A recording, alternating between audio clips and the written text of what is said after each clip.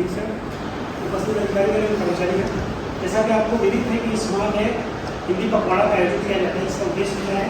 सरकारी कार्यालयों में हिंदी के कामकाज को बढ़ावा देना, ताकि सरकार और जनता के बीच दूरी बढ़े और लोग हिंदी के प्रति लोगों को रुझान विकसित हो। દીવમાં રાજભાષા વિભાગ દ્વારા આયોજિત હિન્દી પખવાડાનો પ્રારંભ દીવ કલેક્ટરની ઉપસ્થિતિમાં કરવામાં આવ્યો। ભારત સરકારના દિશા નિર્દેશ મુજબ દીવ પ્રશાસનના રાજભાષા વિભાગ દ્વારા હિન્દી પખવાડાનું આયોજન થયું, જેનો પ્રારંભ દીવ કલેક્ટર ભાનુપ્રભા મેડમ દ્વારા કરવામાં આવ્યું। આ પ્રસંગે દીવ કલેક્ટર મેડમ અને એડીએમ વિવેક કુમાર સાહેબે મોટાભાગના સરકારી કામો હિન્દીમાં કરવા ખાસ અનુરોધ કર્યો। હિન્દી પખવાડામાં વિવિધ સ્પર્ધાઓ પણ યોજાશે અને સમાપન પ્રસંગે વિજેતાઓને ઇનામો આપી સન્માનિત कराશે। तो आप सबका बहुत बहुत स्वागत है आज के हिंदी पखवाड़ा के शुरुआती इस शुभारंभ कार्यक्रम में। आप सबको पता है, हम सबको पता है कि हिंदी हमारी राजभाषा भी है। बाकी सब भाषाओं के बीच में क्या होता है, क्योंकि ज़्यादातर कॉरेस्पॉन्डेंस, ज़्यादातर जितनी भी कागजी कार्रवाई होती है हम सबकी अंग्रेजी में होती है। तो आदतन हम सबका जो रुझान हिंदी के प्रति थोड़ा कम हो जाता है, इसलिए क्योंकि हमें थोड़ा इनकन्वीनियंट लगता है। दूसरा, क्योंकि यहाँ पर ज़्यादातर लोग गुजराती बोलते हैं और आप में से भी काफ़ी लोग गुजराती बैकग्राउंड से आते हैं, तो उनके लिए भी हिंदी एक थर्ड लैंग्वेज हो जाती है। तो उस वजह से भी हम हिंदी से थोड़ा दूर हो जाते हैं। तो जैसे हम में से कुछ ऑफिसर्स के लिए आसान होता है हिंदी को एक्सेप्ट करना, हिंदी में काम करना, मगर बाकी सब लोगों के लिए जो गुजराती बैकग्राउंड से आए हैं या नॉन हिंदी बैकग्राउंड से आए हैं, उनके लिए थोड़ा मुश्किल होता है। मगर अब अगले जो ये पूरा पखवाड़ा चलेगा 15 दिन तक, हमें कोशिश करनी है जितना हो सके थोड़ा अपने आप को फोर्स करके थोड़ा हम अपने आप को पुश करें और कोशिश करें हिंदी में कॉरेस्पॉन्डेंस भी करें, साथ ही साथ हिंदी के जितने कॉम्पिटिशन्स है उसमें हम सब पार्टिसिपेट करें। इसी बहाने थोड़ी हमें रिसर्च करने का मौका मिलेगा। अगर एक छोटा सा निबंध भी लिखने बैठेंगे तो हमें रियलाइज़ होगा कि इंग्लिश में सोचना या गुजराती में सोचना और लिखना कितना आसान होता है। अब हिंदी में अगर हम बैठकर 4 लाइनें भी लिखें तो वो यदि हमें बोलना भी आता है तो उसको लिखने में उतना आसान नहीं होगा हम लोगों के लिए।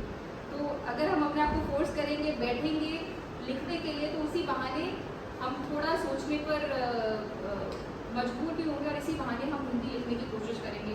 मैं खुद कई बार देखती हूँ कि मुझे हिंदी में बोलना में थोड़ा मुश्किल लगने लगता है, क्योंकि आमतौर पे आदत नहीं है उतना हिंदी बोलने की। तो जैसे कुछ निबंध प्रतियोगिता है, बाकी सब अगर ज़्यादा टेक्निकल है तो जो सिंपल प्रोजेक्ट्स है, सिंपल कॉम्पिटिशन्स है, एक गीत प्रतियोगिता है, इसमें हमारे वो काम करें कि अपने ऑफिस के दिन जगह से टाइम निकालिए, एक 2 कॉम्पिटिशन्स में कम से कम पार्टिसिपेट करिए। अगर आप सब में नहीं कर सकते, जो आपको जिसमें आपको लिखना या बोलना या आपको पार्टिसिपेट करना आपको थोड़ा आसान लगे। और हम सबको कोशिश करनी है कि ना केवल इन 15 दिनों में मगर आने वाले समय में भी दीव में जितना हम राजभाषा का प्रयोग कर सकें अपने आमतौर की कॉरेस्पॉन्डेंस में, आमतौर जो रोज़ाना की फाइल वर्क होता है उसमें कोशिश करें तो अच्छा रहेगा। एक तरह से इतना ही। एडीएम साहब आप कुछ बोलना चाहेंगे? बात परमादानी जिला समाहर्ता महोदया और उपस्थित सभी सरकारी वृंद, मैं आप सबसे इस हिंदी पखवाड़ा 2024 के तहत जो छोटा सा कार्यक्रम हम आज से शुभारंभ कर रहे हैं इस सप्ताह का, उस संदर्भ में इतना ही कहना चाहूँगा कि हिंदी एक वैश्विक भाषा है और ये न केवल भारत में, अभी तो शायद ही कोई ऐसा महाद्वीप होगा जहाँ इसका उपयोग नहीं किया जाता होगा, लेखन और व्यवहार दोनों में। तो सबसे पहले चूँकि अच्छे कार्य की शुरुआत अपने घर से होती है, हमें अभी लग रहा है कि हम अपने कार्यालयों में इसका उपयोग कम कर रहे हैं, तो मेरा आग्रह रहेगा कि आप लोग अपने पूरे मन से जब भी अवसर मिलता है, क्योंकि हम संबोधन में तो हिंदी काम में लेते हैं यहाँ पर, लेकिन जब भी पत्र लेखन में जब जवाब देते हैं नागरिक को तो हिंदी में लिख कर दीजिए, जिससे उसको भी सुविधा रहेगी और वो समस्या के समाधान के लिए आपने जो परिश्रम किया है उसको समझ पाएगा। दूसरा मेरा आप लोगों से एक आग्रह ये भी रहेगा कि केवल जो मतलब ये मेरा व्यक्तिगत है कि किसी दिवस को जब हम हिंदी दिवस मनाते हैं तो वो क्यों होता है, क्योंकि हम उस पर रुचिपूर्ण नहीं है। तो हम सबकी एक प्रतिज्ञा होनी चाहिए कि कभी हमें महसूस ही नहीं हो कि हम हिंदी को खो रहे हैं, क्योंकि वो हमारी मातृभाषा है। राजभाषा, राष्ट्रभाषा, मातृभाषा, ये सब एक अलग अलग वर्ग हैं, लेकिन इसमें हिंदी शिरोमणि है।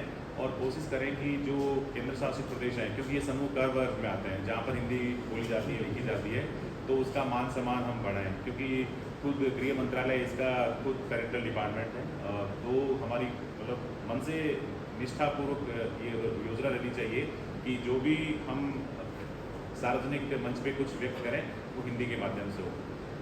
वंदे मातरम। Thank you.